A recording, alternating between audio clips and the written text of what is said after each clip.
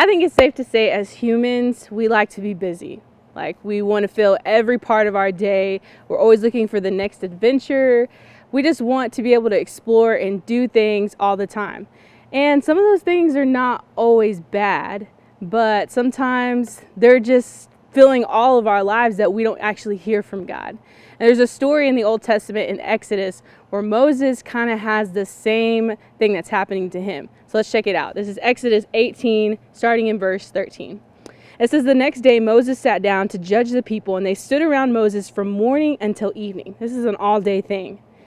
When Moses' father-in-law saw everything he was doing from them, he asked, what is this thing you're doing for the people? Why are you alone sitting as a judge while all the people stand around you from morning until evening?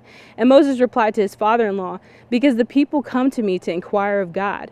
Whenever they have a dispute, it comes to me, and I make a decision between one man and another. I teach him God's statutes and laws.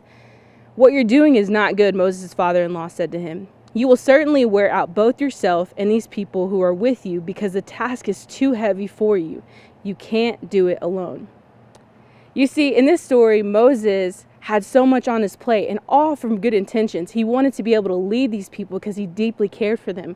But what Moses failed to realize is that it was okay that he wasn't there for every single moment. You see, God has created him with limits because he's human, just like he's created limits between you and me. And I think sometimes in our lives, it kind of looks like this page. Every inch is filled. There's not a spot where we have margin to be able to hear from God. And we're filling them with all good things, but we don't have the space for God to speak and for him to write. And so instead of living our lives like this, I believe that God has given us the freedom to live within margin, like this page. It's not nicely written out, but there's still space for God to be able to speak. There's still space for God to be able to move and speak to us on certain topics.